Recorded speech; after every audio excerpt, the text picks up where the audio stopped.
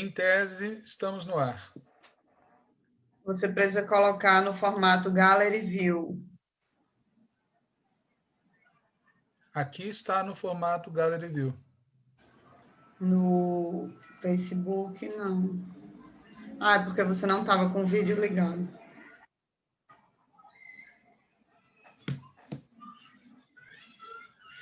Vou tentar colocar a música aqui no celular para ver se funciona.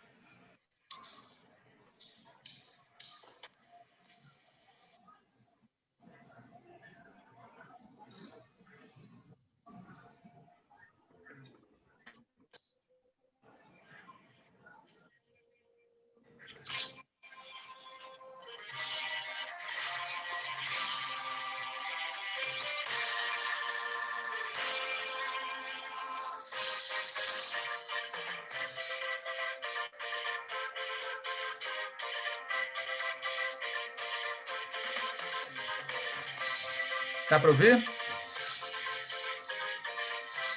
Dá para ouvir? Sim.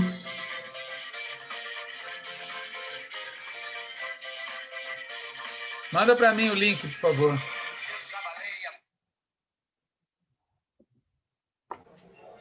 Agora cortou. Vou começar de novo. Essa música é do Sá Rodrigues e Guarabira. E ela começa dizendo que dentro da baleia mora o mestre velho Jonas.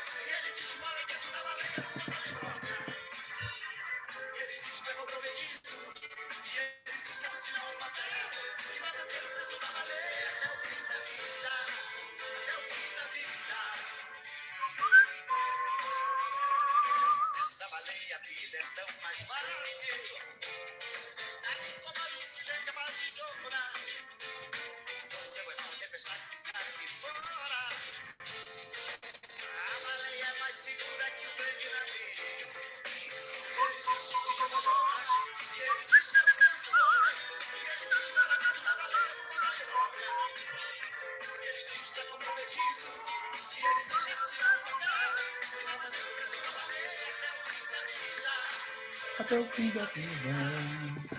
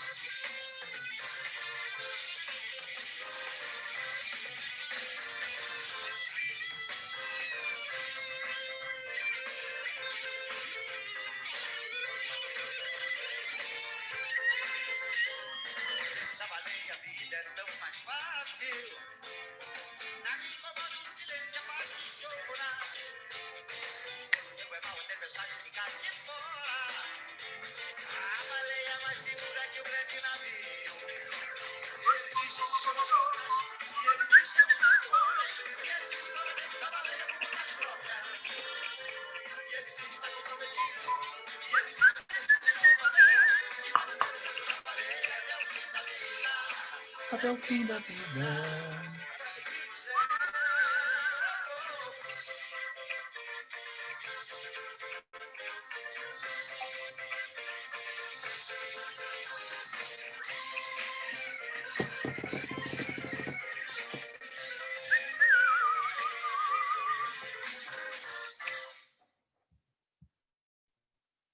Muito bem.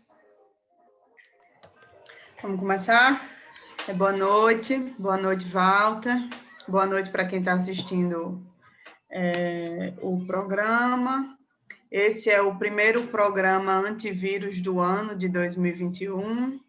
Então, queria aproveitar aí para desejar que a gente tenha um ano de muita luta, de muita organização, de muita disposição para enfrentar o que a gente vai ter que enfrentar nesse ano, né? E aí hoje a gente vai estar retomando aqui o nosso programa semanal de análise da conjuntura, né? O antivírus.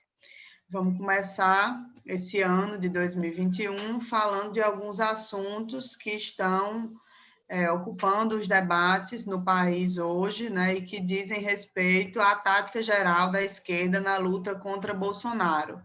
Então, o Walter vai fazer um apanhado geral sobre a conjuntura, depois eu vou fazer alguns comentários, atualizar as novidades sobre a questão da eleição das mesas da Câmara e do Senado. A gente encerrou 2020 falando sobre isso, e vamos iniciar 2021 também falando sobre isso.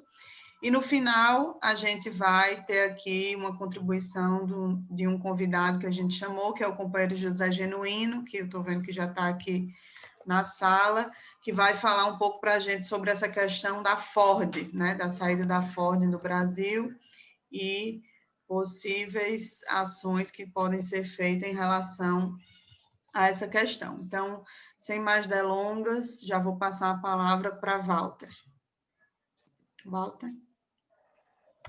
Bom, boa tarde, boa noite, Natália, Genuíno e a quem está nos acompanhando aqui pela transmissão ao vivo. Eu, de saída, quero alertar que a minha conexão está com muito problema, então, se tiver muita dificuldade de ouvir, eu peço a Natália que me interrompa e eu tento fazer a conexão de outra maneira. Meu papel aqui é fazer uma introdução, falando um pouco da conjuntura em geral, né? A situação da maioria do povo brasileiro é muito grave e deve se agravar ainda mais nos próximos dias, semanas e meses, por conta da pandemia, do fim do auxílio emergencial, do desemprego e da política econômica. O fechamento das fábricas da Ford no Brasil se soma a esse contexto tétrico. Enquanto isso, e a Natália vai dar mais detalhes a respeito, está em curso, nesse momento, a disputa pela mesa diretora da Câmara dos Deputados e do Senado. Na Câmara, o PT apoia Baleia Rossi, MDB, e no Senado, o PT apoia Rodrigo Pacheco, do DEM. E também no Congresso está entrando em debate uma proposta que visa ampliar ainda mais a autonomia das polícias militares frente aos governadores eleitos.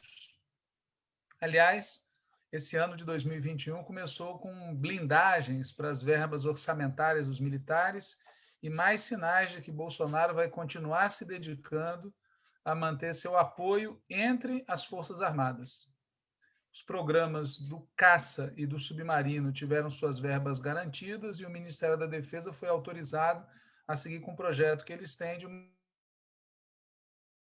importação de armas duplicou em 2020. As armas já tinham batido o recorde em 2019 e agora em 2020 duplicaram de volume. O número de espingardas, revólveres, pistolas e carabinas importadas chegou a 118 mil. Ao todo, são 177 mil armas que foram importadas durante os 2 anos de governo Bolsonaro. Armas que nós sabemos vão parar em grande parte na mão de pessoas, setores sociais e políticos ligados à extrema-direita. Nesse ambiente, o Bolsonaro já avisou que, se não for aprovado o voto impresso, o que ocorreu nos Estados Unidos pode passar aqui no Brasil de maneira muito pior. Ele se referia, é evidente, à invasão do Congresso dos Estados Unidos por parte de uma turba de trumpistas para tentar impedir a proclamação da vitória do Joe Biden nas eleições. A sessão do Congresso nos Estados Unidos foi interrompida e depois voltou, mas o episódio e o que aconteceu depois mostra o grau de deterioração da chamada democracia estadunidense. Por outro lado, o referendo Rafael Warnock foi eleito senador pela Geórgia, é um senador negro num estado sulista de tradição racista. Essa eleição foi possível, entre outros motivos, graças ao engajamento acima da média do eleitorado negro. Nos Estados Unidos, é bom lembrar, o voto não é obrigatório e tem inúmeras dificuldades para que os pobres, os negros, os latinos possam se inscrever e possam comparecer para votar. Bom, entre outras conclusões, a eleição da Geórgia confirmou que a polarização política é geral. Você tem os supremacistas invadindo o Capitólio, você tem a população negra comparecendo para votar acima da média, e essa polarização política ali não se encerra na eleição presidencial e na institucionalidade. Tanto é que, enquanto estão sendo aprovados impeachments contra o Trump no Congresso, os supremacistas brancos estão convocando marchas armadas nos 50 estados que compõem aquele país. Agora, se não acontecer nada mais grave, o governo Biden vai iniciar oficialmente, daqui a alguns dias, no dia 20 de janeiro, contando com maioria democrata no Senado e na Câmara dos Representantes, mas enfrentando uma situação muito difícil, inclusive por conta da pandemia. Nos Estados Unidos tem morrido 4.000 pessoas ou mais por dia. No Brasil, a gente já tem mais de 200.000 brasileiros e brasileiras mortos. Parte desses poderia ter tido sua vida preservada se o governo do cavernícola e seus aliados nos estados, nos municípios, no empresariado, tivessem agido de forma diferente. Mas, muito longe disso, o ministro da Saúde, a gente poderia colocar ministro da Saúde entre aspas, informou que no dia D, na hora H, a vacinação vai começar em todo o Brasil, né? Mas o fato é que o país ainda não dispõe nem mesmo das seringas e das vacinas. Numa situação desse tipo, natural, o esperado, seria que o Congresso interrompesse seu recesso e tomasse medidas a respeito, assim como discutisse a extensão das medidas emergenciais, sem as quais a situação de dezenas de milhões de compatriotas nossos vai se tornar desesperadora. É importante lembrar que o auxílio emergencial beneficiou, direto ou indiretamente, cerca de 40% dos domicílios do país. A sua extinção, no momento de alta da inflação e de desemprego que atinge cerca de 38 milhões de brasileiros e brasileiras, significa fome certa para muita gente. Agora, tanto no caso da vacina quanto no caso do auxílio emergencial, não vamos cair no erro que já foi cometido antes. Se não houver oposição politizada, esse mesmo governo que está causando essa desgraceira pode amanhã capitalizar medidas atrasadas e parciais. Seja como for, confirmando que desgraça pouca é bobagem, os ultraliberais seguem pressionando pela adoção de sua pauta, que inclui mudar a estrutura de setores importantes, como a lei do gás, a lei do saneamento, além de novas iniciativas de abertura dos mercados. Essa fúria neoliberal não impediu, entretanto, que o ano de 2020 fosse o segundo pior da história em termos de saída de capitais do Brasil, sendo o terceiro ano seguido em que essa conta é negativa. Tem uma nova redução nas taxas de crescimento da indústria, assim como tem dados que eu já citei, alarmantes sobre o desemprego e dados também alarmantes sobre a queda nos investimentos. De positivo, entre aspas, entre muitas aspas, apenas o seguinte: como tem uma grande liquidez internacional, os custos da dívida estão muito baixos e os papéis brasileiros, como todo mundo sabe, pagam valores atraentes para os investidores, mesmo que a taxa total venha declinando, continua sendo um bom negócio. Para vocês terem uma ideia, no mundo inteiro se negociam 65 trilhões de dólares nesses mercados, e um quarto dessas operações está ocorrendo com taxas de juros reais negativos. Os títulos brasileiros oferecem taxas positivas. Num desses mercados, aqueles investidores que querem retorno de curto prazo vêm para cá, intensificam as negociações, etc. Então, vem caindo, mas continua sendo lucrativo. E tem também o fato de que o real está depreciado, o que faz com que os mesmos volumes de dívida em dólar gerem um volume superior de reais, atraindo empresas que têm receitas dolarizadas, têm operações aqui que minimizam riscos cambiais. Então, está havendo toda uma negociata com o país no meio dessa desgraceira toda. E aqui um parêntese, essa sanha de curto prazo é que está por trás de algumas medidas que vêm sendo adotadas, entre as quais aquela medida que foi levada para o Senado, pelo senador Rogério Carvalho, que só contribui para facilitar a vida dessa gente que, na batalha de curto prazo, continua ganhando dinheiro num país que está indo ladeira abaixo. Por tudo isso, e por mais outras coisas, está claro para nós que 2021 se inicia de forma muito turbulenta e que é necessária muita nitidez programática, organização consistente e combatividade para enfrentar a situação que nós temos diante de nós. Nesse ambiente, tem algumas questões que a gente vai buscar tratar aqui no Antivírus ao longo desses próximos meses. Nós vamos acompanhar bastante a situação dos Estados Unidos, a crise política lá vai prosseguir, e nós somos daqueles que não têm nenhuma ilusão com o governo Biden. Nós vamos acompanhar muito a situação na América Latina, está aí na boca a eleição no Equador e o processo constituinte no Chile. O pau está comendo na América Latina e seria muito importante que o Brasil desse sua contribuição, que o povo brasileiro se levantasse contra o governo cavernícola. Nós vamos acompanhar muito a situação social, que, como a gente falou, vai se agravar e vai ter implicações políticas esse agravamento da situação social, sabendo que o país pode ir para a esquerda ou ir para a direita. Nada garante que o agravamento da situação social por si só vai levar o país para a esquerda. Mas a gente vai dar muita atenção para esse tema, com olho no auxiliar, na proteção social, o tema do emprego e do desemprego, o tema dos salários, das políticas de geração de renda, o tema da política econômica, o impacto da situação internacional e das decisões de empresas transnacionais, como é o caso da Ford, que a gente vai querer bastante ouvir aí o companheiro Genuíno sobre essa questão e outras também que ele quiser falar.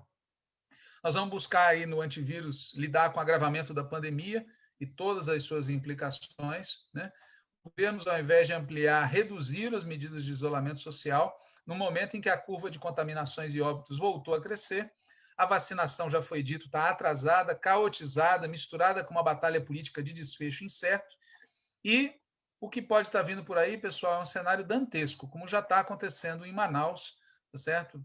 Como todo mundo deve estar acompanhando. Nós vamos acompanhar também aqui, debater bastante no Antivírus, o governo Bolsonaro e a postura dos diferentes setores da direita, e aí se inclui nesse debate acompanhar o que está acontecendo nas Forças Armadas e nas polícias militares, e vamos discutir muitos cenários futuros. A gente acha imprescindível fazer toda a força do mundo para tirar o Bolsonaro antes de 2022. Fora Bolsonaro, impeachment, estão na ordem do dia. É muito importante para nós aqui também na discussão do antivírus, a tática da esquerda e do PT em particular frente a essa situação. Nós queremos converter 2021 no ano de combate, colocando na ordem do dia questões como vacina já, auxílio emergencial já, emprego já, fora Bolsonaro, direitos plenos para o nosso companheiro Lula. Nós achamos fundamental debater a tática adotada pelo partido e pelas bancadas do partido e da esquerda no Senado e na Câmara. Temos que retomar o debate sobre alianças e frentes, não só no terreno das instituições, mas também no terreno popular. Boa parte do que está acontecendo na Câmara e no Senado projeta uma aliança que a gente é contra, em que a esquerda se subordina à direita. Nós vamos colocar sobre a mesa a avaliação dos governos petistas, que estão começando agora, e os governos estaduais, que estão agora no último biênio do seu mandato, E vamos dar muita atenção para toda a discussão que exista sobre o tema da mobilização. Nós sabemos que tem menos mobilização do que deveria e não é por causa da pandemia. A pandemia contribui para isso, mas tem outros fatores, inclusive a própria postura recuada de muitos setores da esquerda que não contribuem. E a gente precisa mudar essa postura, porque senão vai se naturalizando no povo brasileiro, tá certo? Esse ambiente de morte, de violência, como se as pessoas estivessem anestesiadas frente a tanta notícia ruim. É fundamental para nós que o partido tenha uma tática adequada a esse cenário, tá certo? De agravamento da crise social. Se tudo ocorrer como está demonstrando que vai ocorrer, o país vai entrar numa situação terrível, mais terrível do que já está, e é a hora em que a esquerda tem que mostrar a sua diferença, tá certo? Tem que mostrar a sua diferença. Haverá reação, mas para que haja reação do jeito certo e o mais rápido possível, a esquerda social e política, com destaque para o PT, tem que mostrar que veio. E eu paro por aqui a descrição do pandemônio e passo a palavra para que a Natália nos descreva o que está acontecendo no Congresso Nacional. Obrigada, Walter. Pois é, gente, boa noite mais uma vez para quem está assistindo a gente. Boa noite, Walter. Boa noite, Genuíno. O fato é que, enquanto o país está vivendo esse pandemônio aí que Walter acabou de descrever para a gente, o nosso combativo Congresso Nacional segue no mais pleno recesso, né? Ou seja, a gente não tem ainda lei orçamentária para 2021 aprovada, não há mais auxílio emergencial, o auxílio emergencial apertou um botão e acabou de um mês para o outro. Não tem vacina sendo aplicada na população, né? O desemprego, a desassistência seguem em uma crescente brutal e o assunto reinante no parlamento brasileiro, que está de recesso, é o quê? É impeachment? É como gerar e preservar empregos? É a questão da aprovação das vacinas pela Anvisa, né? Infelizmente, não é nada disso, né? Não é nada que diga respeito às grandes questões que influenciam na vida do povo brasileiro, né? O assunto reinante é a eleição para os cargos da mesa diretora, tanto da Câmara quanto do Senado, né? Como a gente sabe, a cada 2 anos, essas eleições acontecem e movimentam intensamente o mês de janeiro de uma parte significativa dos deputados, dos senadores, né, que fazem aí importantes viagens pelo país, onde certamente os mais nobres assuntos são tratados. Então, a gente está hoje com o Congresso nessa situação, né? No que diz respeito à eleição da mesa diretora da Câmara, até agora a gente tem 3 candidaturas postas, se não me engano, são 3, né? A candidatura de Baleia Rossi, do MDB, a candidatura de Arthur Lira, do PP, e corre por fora uma candidatura que deve ser pequena, que é a do Fábio Ramalho, do MDB, né? Mas a candidatura oficial do MDB é a de Baleia Rossi. Ou seja, na disputa mesmo estão 2, Baleia e Lira, né? De um lado, o candidato de Maia e Temer, Baleia Rossi. E, lamentavelmente, esse cidadão foi alçado a candidato do PT à presidência da Câmara dos Deputados.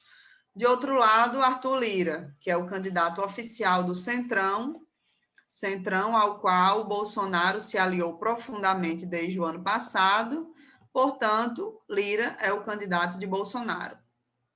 E a gente pode se perguntar se tem diferenças que são consistentes, né, entre as posições de mérito que ambos defendem. Eu, sinceramente, acho que não tem diferenças consistentes. Inclusive, a gente sabe que Baleia Rossi foi até mais governista do que Lira nas votações realizadas no primeiro biênio dessa legislatura. Mas também sabemos que Bolsonaro quer influenciar mais na pauta do Congresso, né? Acontece que o principal nessa situação toda não é nada disso, né? Não é as posições de mérito deles, sobre as votações em si, mas é que esse bloco, MDB, PSDB, DEM, esse bloco do candidato Baleia Rossi, foi o bloco de partidos que operou, né, o golpe contra Dilma, ou seja, no que diz respeito à pavimentação do caminho para Bolsonaro e à aplicação do programa ultraliberal, esses 2 candidatos que disputam a presidência da Câmara estão comprometidos, né, com esse mesmo programa e tem esse mesmo histórico golpista, né? A gente não tem notícia de autocrítica por parte de nenhum dos 2. E aí, o que está acontecendo é que 5 anos depois, lembremos que 2021 completa 5 anos do golpe contra Dilma, a gente está aqui chamando uma parte do PT, está chamando o bloco que deu o golpe de bloco democrático. Né? Obviamente, nem todo mundo na bancada concordou com essa posição. A votação que definiu o apoio à Baleia Rossi aconteceu logo no início de janeiro e foi bem apertada, foi 27-23, com uma abstenção e uma ausência da reunião, ou seja, 23 deputados foram formalmente, oficialmente, contra o apoio à Baleia Rossi. É claro que dentro desses 23 tinha de tudo, mas especialmente tinham 2 posições.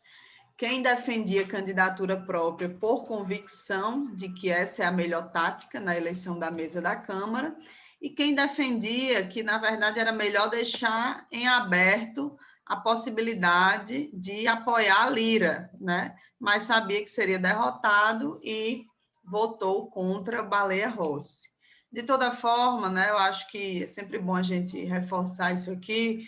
É um erro muito grande que o PT esteja se metendo nessa divergência, que é uma divergência entre eles, uma divergência da direita, né, jogando os nossos votos desde o primeiro turno na cesta de um golpista ultraliberal, né, e pior, chamando isso de defesa da democracia e de luta contra Bolsonaro, né?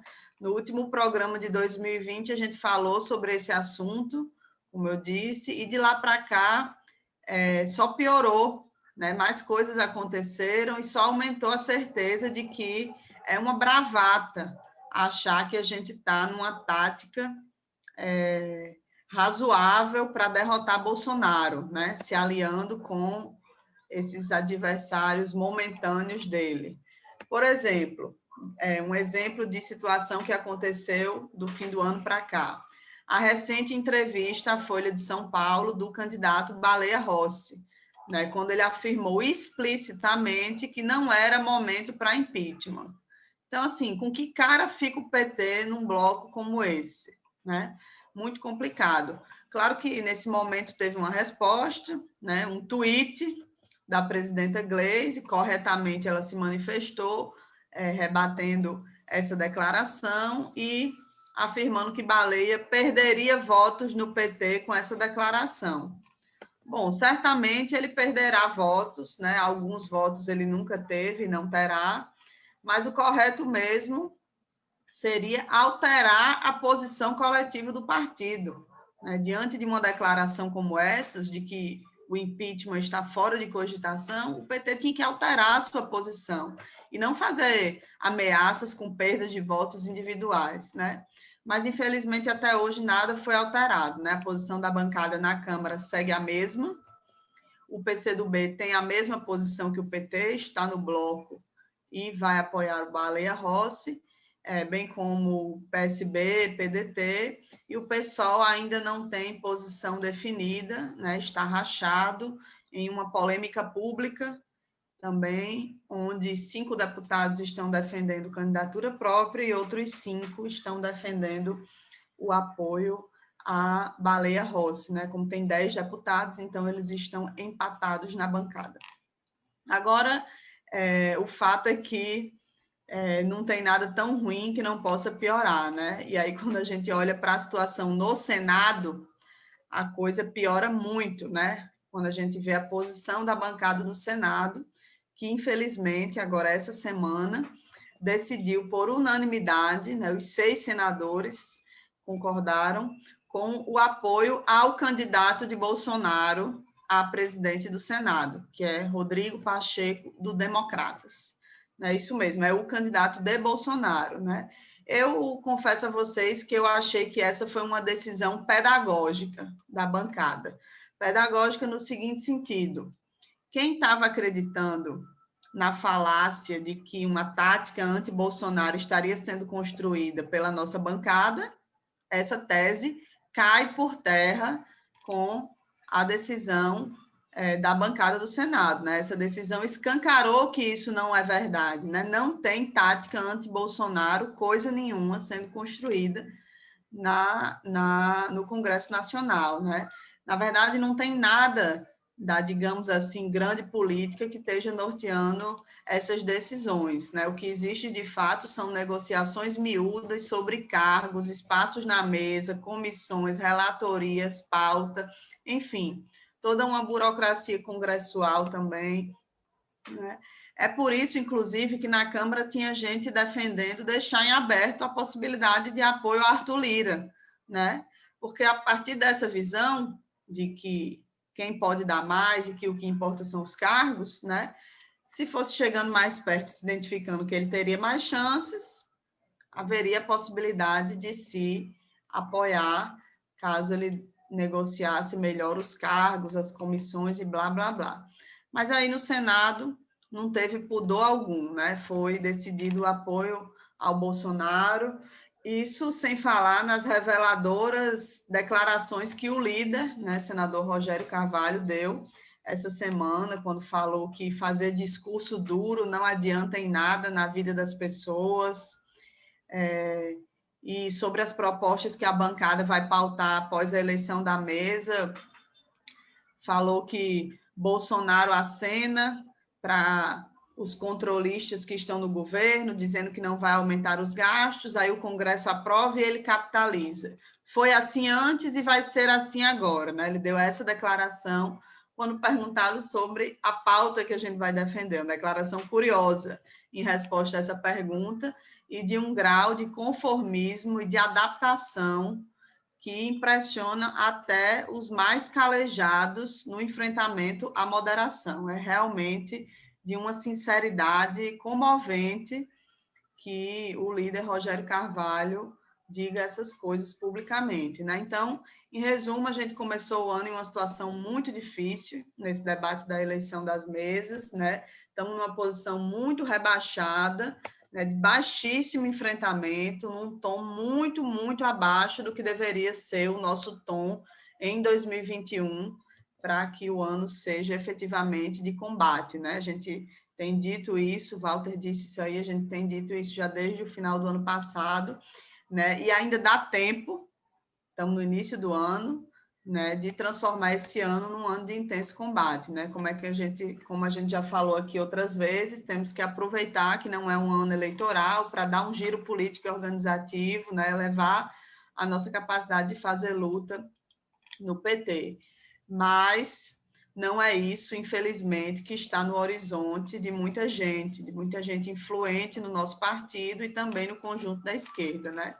E aí, como eu já relatei aqui para vocês, na institucionalidade, nesse primeiro enfrentamento que vai se colocar para a gente fazer, a nossa posição é muito frágil e de nenhum enfrentamento, né?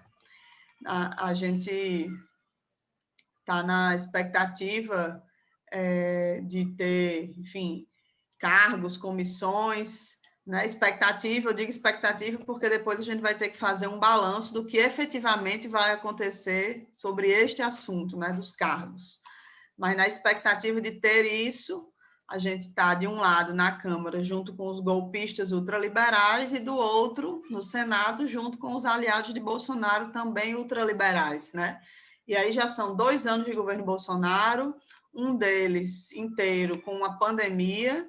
2021 está começando com o mundo inteiro se vacinando e no Brasil o caos que a gente está vendo, né? A gente tem mais de 50 pedidos de impeachment engavetados pelo atual presidente da Câmara, Rodrigo Maia, né?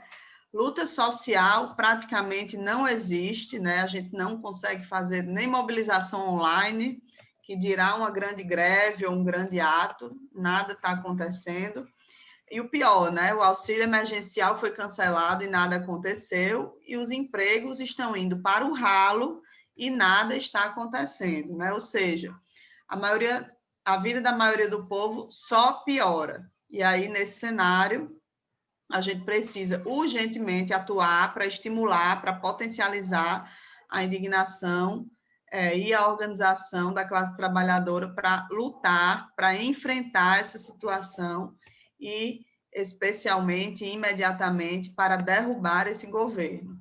E aí, nesse contexto, principalmente conectado com essa questão dos empregos, enfim, que a gente convidou hoje aqui o companheiro José Genuíno para participar do programa, né, do nosso primeiro programa do ano, para falar um pouco, enfim, se ele quiser comentar sobre os assuntos que a gente já tratou aqui, fique à vontade, mas também falar um pouco sobre a proposta que ele fez essa semana, né, que repercutiu bastante aí, diante da notícia da saída da Ford do Brasil. Boa noite, Genuíno, você está com a palavra.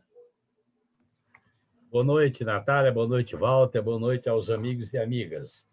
Eu queria, em primeiro lugar, manifestar minha concordância com esse quadro de degradação política e social do país. É uma degradação nesse sentido de que há um desfiladeiro, há uma falta de compostura, há uma falta de cerimônia, não tem nem respeito à liturgia das instituições. Num quadro como esse, Natália, você colocou muito bem. O Congresso não podia estar em recesso. O Congresso tinha que ter se autoconvocado para acompanhar, por exemplo, a questão do auxílio emergencial, a questão, por exemplo, da vacina. Quer dizer, o país está aí discutindo a vacina, o fim do auxílio emergencial, a questão do desemprego violento, eu vou tocar nessa questão lá fora, um governo ameaçando com medidas absurdas, autoritárias, e eu acho que nós temos que, nesse momento, a esquerda tem que firmar a posição. A primeira questão é a esquerda recuperar a sua dignidade política. Nós não compactuamos com isso. Esse desastre, esse descalabro é consequência do processo que vem em curso desde o golpe e que passou por eleições, passou por esse governo, e nós somos oposição radical a esta situação, aos responsáveis por esta situação. Nesse sentido, eu acho que esse é o principal fator de acumulação de força nesse momento.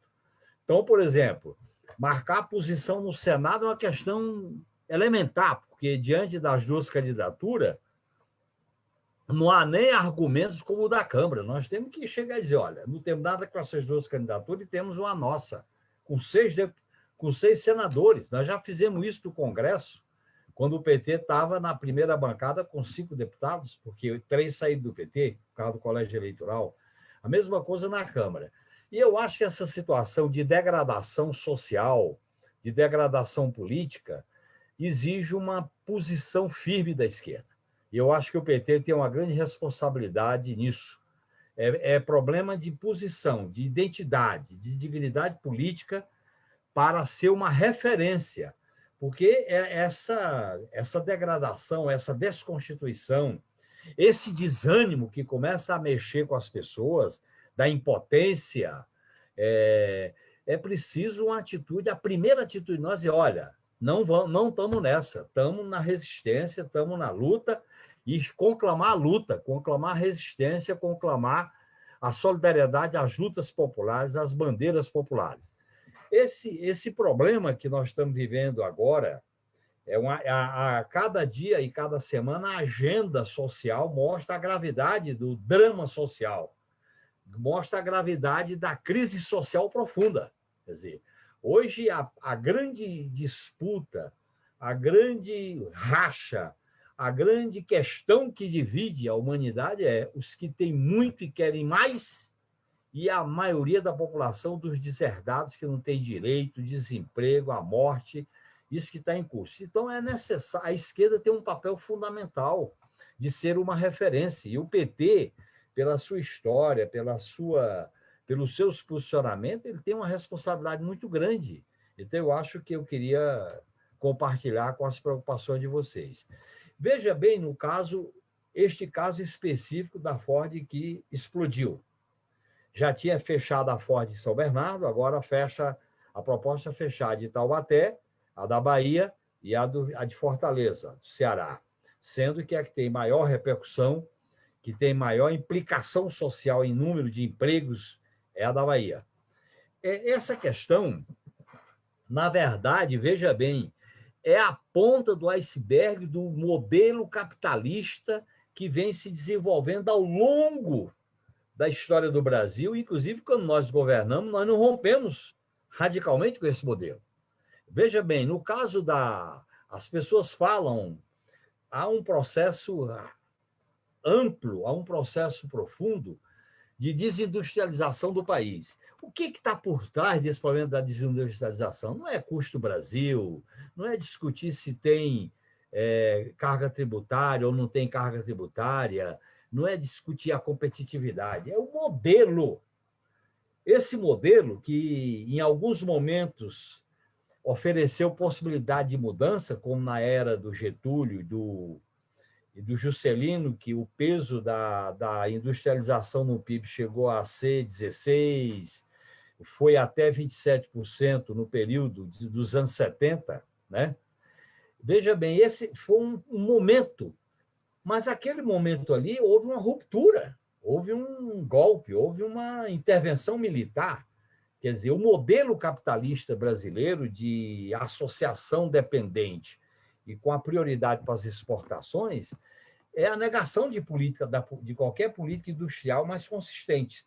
Veja bem as duas iniciativas mais simbólicas, que foi a empresa de motores Gugel, o Jeep da Gugel, e da área da informática, o projeto Cobra de computadores, eles foram ridicularizados até como objeto de piada, tá certo? A Rainha da Sucata, toda a discussão, por quê? Porque isso coincidiu com um período que foi o auge do modelo neoliberal. Para você ter uma ideia, para vocês terem uma ideia, no governo Collor, a desindustrialização do país chegou a 11% do PIB, quer dizer, a industrialização chegou a 11% do PIB, caiu de 27% para 11%. E no governo FHC, que foi o auge das reformas neoliberais, com as reformas econômicas, teve implicação decisiva na desindustrialização. Foi a abertura da economia, a financiarização radical e o processo de mudança na ordem econômica. Principalmente no que diz respeito à questão da industrialização, a mudança do conceito de empresa. Empresa nacional era qualquer empresa estrangeira instalada aqui, quando na Constituição de 88 definia que a empresa nacional é aquela de controle do capital de nacionais. Isso foi alterado na reforma econômica do Fernando Henrique Cardoso, além das reformas de privatização. Esse modelo a chamada desindustrialização do país é o reflexo do modelo do capitalismo dependente, associado, que prioriza as exportações. No caso, hoje, isso é muito claro com a questão da prioridade para os minérios e o agro e os produtos agropecuários. Inclusive, na nossa experiência de governo, a nossa principal política econômica foi na área de serviço, no caso, principalmente das empresas de construção, das empreiteiras, na área do petróleo, na área na área do desenvolvimento como decorrência da produção de navios, os portos, foi um processo de desenvolvimento na área da infraestrutura. Nós não tivemos uma política industrial organizada, consistente, com inovação tecnológica, com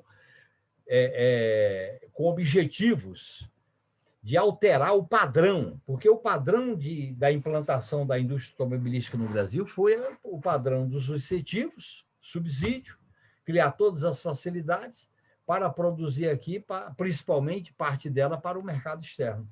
Isso levou a uma fragilidade muito grande e as benesses concedidas às montadoras, inclusive que nós não enfrentamos essa questão corretamente quando governamos o país, através de uma política industrial autônoma, soberana, com um projeto de desenvolvimento nacional, um projeto mais articulado estruturalmente, nós tivemos agora esse fato extremamente complicado. O ano passado em 2019 foi o caso da Ford em São Bernardo. E agora vem o caso das 3 empresas do Vale do Paraíba, em São Paulo, Bahia, né? e no caso do Ceará. No caso da Bahia, é bom lembrar para as pessoas que a Ford foi para a Bahia depois do que aconteceu no Rio Grande do Sul, quando o PT governava o Estado com Olívio Dutra. E houve uma disputa política nacional, houve um ataque frontal ao governo petista, porque eles queriam exageradamente incentivos, subsídios. O governo teve uma política, uma postura autônoma, e eles foram para a Bahia numa espécie de grande articulação nacional. A Bahia era governada pelo PFL, o ACM era presidente do Senado Federal, eu me lembro como é que foi aquela onda. Inclusive, se votou no parlamento um projeto de resolução apoiando o governo da Bahia em relação aos benefícios, aos incentivos para a instalação da Ford na Bahia. E veja bem o que está acontecendo com essa montadora agora. Exatamente a parte central e principal é a da Bahia, que tem maior implicação no polo industrial de Aratu e no número de empregos diretos e indiretos. Esta situação, no meu modo de entender, coloca um desafio muito grande para os trabalhadores, para a esquerda, particularmente para o PT, que a gente não pode partir da ideia de que tem que ter uma solução de mercado, que o mercado vai buscar uma maneira de solucionar. Se a prioridade não, se a defesa do emprego, a defesa dos trabalhadores e das trabalhadoras, das suas famílias, e que nós, inclusive, temos que fazer uma avaliação de que muitos benefícios e incentivos fiscais deviam ter tido uma amarração em contrapartida social muito clara. Para nós, essa questão é central. E eu acho que o movimento sindical devia tomar uma postura mais ofensiva em relação a que não dá para deixar barato, não dá para aceitar passivamente que a Ford saia do Brasil da maneira que está saindo. Ela negocia essa saída com outras empresas, ela garanta o mercado para os seus produtos, ela consiga negociar a venda das suas plantas e dos seus equipamentos, e a situação dos trabalhadores, a situação do país, o que recebeu de incentivos e subsídio, isso fica esquecido ou perdoado. Isso é inaceitável. Eu acho que nós temos que ter uma outra postura. Neste sentido, eu acho que a ideia que está sendo discutida no fórum sindical, no fórum das centrais sindicais, e eu sugiro, inclusive, que essa questão fosse discutida numa espécie de convocação do Congresso Nacional só para este assunto, já que ele está de recesso, mas também não dá para ficar esperando uma rotina, uma coisa normal para a partir de fevereiro. Essa questão está sendo decidida agora. É a passagem para a união do patrimônio da Ford, que seria o modelo de nacionalização da Ford como propriedade da União. Os seus bens, os seus ativos, os seus equipamentos viram propriedade da União. E aí a União vai discutir, a partir dessa questão, as soluções. Aí os trabalhadores têm que colocar como questão central a sua pauta, as suas reivindicações. Nós temos que discutir qual é o modelo de controle público do Estado. Nós temos que discutir qual é o parâmetro de negociação com outras empresas. Não pode ser a Ford negociando com outras montadoras, ou com chinesas, ou de outros países, uma solução. E não pode ser também, no caso dos nossos governadores, que são dois, o do Ceará e o da Bahia, mas principalmente o da Bahia, que é a situação mais emergencial, mais concreta, ficar buscando compradores para a Ford. Veja bem, a Ford, olha que situação, olha que é esse capitalismo. Os caras vêm para cá, 100 anos que a Ford está no Brasil, nos últimos 15 anos receberam em torno de 29 bilhões de incentivos, CMS, subsídio de abacuá. Eles saem do país por uma opção geopolítica de mercado, e ela é que vai negociar com outras empresas qual é o padrão, qual é o nível de negociação. Isso é inaceitável. Por isso que a ideia de nacionalizar a Ford, quer dizer, passar o seu patrimônio como propriedade da União, a União é que tem que fazer isso aí, a União é que tem que discutir, a União é que tem que tomar essa decisão. Por isso que esse caminho é viável a partir de, por exemplo, se depender com esse governo aí, não vai, mas se um governo comprometido com os trabalhadores, com um decreto, ele transforma a Ford em propriedade da União. E o Congresso Nacional pode votar uma lei, porque como lei federal, transformando a Ford em propriedade da União. E, a partir daí, os entes da União, principalmente o governo federal, vai assumir a responsabilidade de administrar a Ford. E aí, a questão central é a defesa dos empregos, a defesa dos trabalhadores e das suas famílias, a defesa social, como questão central. Então, nesse momento que o país está vivendo essa crise profunda, isso só agrava o desemprego, a fome, o desespero das pessoas, sem auxílio emergencial, quer dizer, aonde esse desfiladeiro vai parar? Há um desfiladeiro, há uma rampa de crise violenta, destruindo vidas, famílias, pessoas. E eu acho que estava na hora da esquerda, particularmente o nosso partido, o PT, dizer um basta. Não compactuamos com isso, não queremos isso, não vamos aceitar isso, não, vamos resistir. E tem que organizar uma resistência coletiva. No âmbito do Congresso, eu acho que o caminho é um projeto de lei com essa característica, com esse conteúdo. E no plano da mobilização social, nós temos que fazer atos, greves, mobilizações nas instalações da Ford. Nós não podemos deixar que a solução de mercado, como os articulistas da mídia falam, do custo Brasil, da competitividade, domine uma discussão desse porte. Primeiro, que é uma questão social profunda, que é a defesa do emprego, a defesa dos direitos dos trabalhadores. E há uma outra questão importante, que é o modelo capitalista no Brasil. Quer dizer, a maneira como a Ford está sendo fechada e está sendo transferida revela que esse modelo dependente associado e que agora se agrava com o Brasil caminhando para ser uma espécie de plataforma de exportação de minérios e produtos agropecuários, produtos primários. Quer dizer, há uma situação de recolonização do Brasil a um patamar inaceitável. Então, nós deveríamos colocar essa questão da Ford como um elemento tático central. Como elemento tático, porque mobiliza, unifica todo o movimento sindical, unificar toda a oposição de esquerda, né, nesse projeto. E, ao mesmo tempo, coloca uma discussão que tem implicações estratégicas, que é o papel do Estado, a relação com esse modelo de desenvolvimento que predomina no país, o agravamento da situação econômica com a política do Guedes.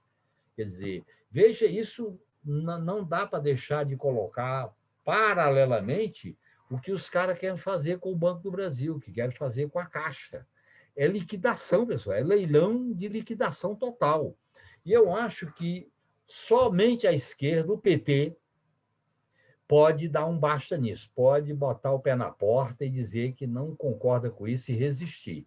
Então, a palavra de ordem central para nós é a resistência. Agora, essa resistência tem que ter um objetivo. Por isso que, angustiado com essa situação, conversando com as pessoas, eu pensei nessa ideia. Nós temos que ter uma bandeira para orientar a resistência, para mobilizar. Os trabalhadores, diante do fechamento de uma fábrica, como é que vão ficar? Como é que vão resistir? Como é que vão mobilizar? Como é que vão fazer a greve? Tem que ter um objetivo. E a nacionalização da Ford é um objetivo, inclusive, viável. E é bom a gente lembrar que, no auge da crise de 2008, Os governos capitalistas do Império Americano fizeram isso com a GM. Vocês estão lembrados? Fizeram isso com a GM. Quer dizer, não é no modelo de nacionalização que nós estamos defendendo, mas fizeram isso para garantir a GM, para garantir os empregos, ao modo deles.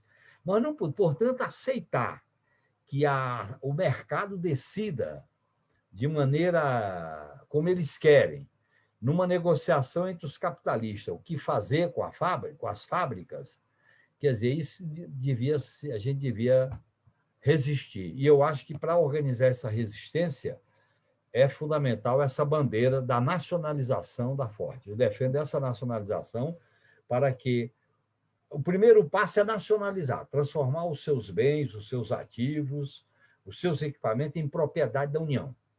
A partir daí, o Estado passa a administrar, passa a gerir.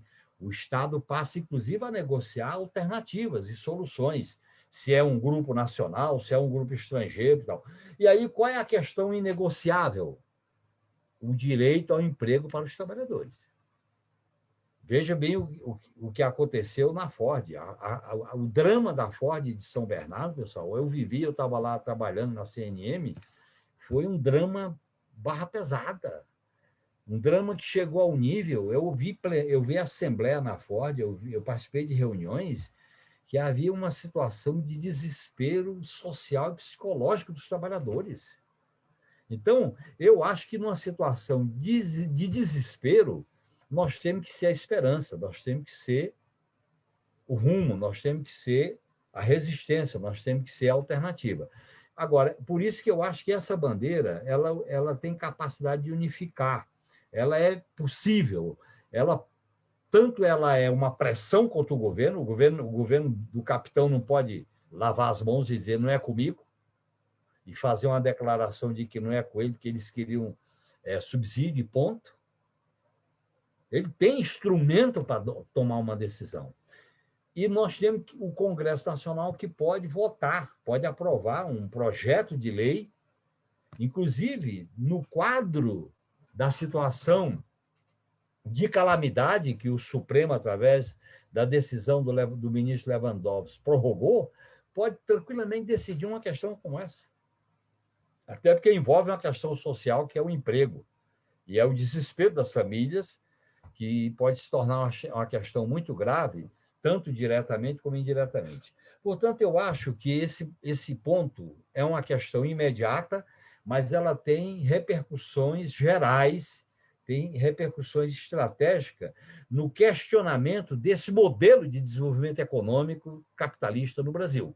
Esse modelo monopolista, dependente, financiarizado, esse modelo associado, esse modelo que está caminhando para... Inclusive, pode caminhar para fechar outras montadoras, porque o Brasil vai virar... Para eles, o Brasil é estratégico por causa dos minérios e por causa do agronegócio, dos produtos agropecuários. Então, nós vamos virar um país de exportar produtos primários. Quer dizer, é uma precarização num nível absurdo. Então, nesse sentido, é que eu defendo esse encaminhamento, agradeço o espaço para colocar essa questão no debate, porque a situação que nós estamos vivendo, nós temos que ter bandeiras concretas que trate da vida do povo, como auxílio emergencial, como a questão da vacina, como a questão do emprego, como a questão da fome, como a questão do fora Bolsonaro, como a questão dos direitos políticos do Lula, como a questão que está colocada como coisa imediata contra a violência, em defesa dos direitos das mulheres. Está aí a campanha em defesa dos direitos das mulheres, a campanha contra o racismo, a violência nas periferias do Brasil. Então, nós temos que colocar essas bandeiras dentro de um projeto alternativo, dentro de um projeto de país com um corte democrático, popular, e nós temos que mostrar que essa crise está revelando o capitalismo nas suas entranhas, está revelando o modelo capitalista. E nós temos que indicar, nós, petistas, nós temos que dar nome correto. Há uma crise profunda do sistema capitalista. E essa crise indica a necessidade da gente mostrar uma alternativa, da gente discutir o modelo de país, o modelo de sociedade, o modelo para a humanidade que nós defendemos, que é o socialismo. Nós temos que ser muito... A situação existe que a gente seja radical. Radical significa ir na raiz, ter nitidez de posição, nitidez de proposta, nitidez programática, porque diante do desespero, diante da angústia, diante da desesperança, ou nós nos constituímos nessa esperança, nesse polo, ou então ficar se perdendo nessas discussões que hoje dominam, no caso, as mesas das câmaras e do Senado. Quer dizer, a gente acaba se misturando nesse pacto da mediocridade, do descalabro, da destruição geral do país. E essa destruição coloca a vida das pessoas em risco. São vidas que estão em risco. É comida, é vida, é saúde, é vacina, é emprego. Quer dizer, nós não podemos ter medo dessa radicalização social. E a questão social tende a se aprofundar e radicalizar. E eu acho que, nesse sentido, o PT tinha que, ao atuar na Câmara e no Senado, ele tinha que sinalizar esta pauta. Quer dizer, o Congresso devia estar funcionando para votar o quê? Não é para discutir quem vai presidir a Câmara, é para discutir auxílio emergencial, é para discutir agora a nacionalização da Ford. É isso que significa o diálogo com a população, o diálogo com as pessoas que estão, vamos dizer assim, são tratadas como coisas, como objeto nesse modelo perverso. Portanto, eu acho que a ideia que está sendo encaminhada, e aí, para terminar, eu sei que está sendo discutido no Fórum Sindical essa proposta, vai ter, inclusive, uma reunião amanhã, e vai discutir essa questão no Fórum Sindical. Há uma articulação para que as lideranças na Câmara e no Senado, tanto do PT como dos partidos de esquerda, discutam essa questão de como se tratar no Congresso Nacional. Quer dizer, o Congresso Nacional não pode lavar as mãos diante dessa crise da saída da Ford. Ele pode fazer. Nós temos que mostrar. Através da Constituição, do regimento interno, nós podemos ter uma alternativa. E essa alternativa de nacionalização é viável legalmente. O problema é construir um movimento político. E aí faz a relação do movimento sindical, do fórum sindical, da mobilização, das mobilizações que vão ser programadas na Bahia, no Ceará, aqui no Vale do Paraíba, com essa articulação institucional. Eu acho que essa é uma oportunidade da gente conduzir esta bandeira com esse cuidado, né? Com esse cuidado de um pé na luta social, um pé na luta institucional. Por isso que eu acho importante essa bandeira da nacionalização da Ford. Eu acho que também para nós, do PT, é uma atitude que nós estamos revelando com ela, que a discussão da nossa relação com a indústria automobilística, inclusive quando governamos o país, tinha que ter sido de outro tipo. E vamos perguntar, por que vocês não fizeram isso? Eu acho que nós devíamos ter tido mais clareza na contrapartida social quando garantimos benefícios, garantimos incentivos, tinha que ter contrapartida social amarrada, concreta, no ponto. Acho que nós temos que fazer esse debate de maneira muito franca, como mobilização dos trabalhadores, porque a questão do emprego mobiliza. Eu acho que, junto com a questão da vacina, do auxílio emergencial, a questão do emprego, com esta bandeira. Quer dizer, nós queremos a nacionalização da Ford para garantir a sua existência, o seu funcionamento, que é a maneira de garantir os empregos para milhares de trabalhadores e suas famílias. Essa é a minha contribuição aqui para esse nosso espaço de discussão e de debate. Obrigada, Genuíno. Muito bom. Tem vários comentários aqui interessantes no chat aqui do Facebook, né, os comentários aqui do vídeo, concordando, né, colocando várias questões importantes aí sobre essa proposta da nacionalização da Ford. Então, um debate bem interessante que a gente deve prosseguir aí nas próximas semanas. Walter, não sei se você quer comentar alguma coisa ou se a gente já se encaminha para... Pode falar.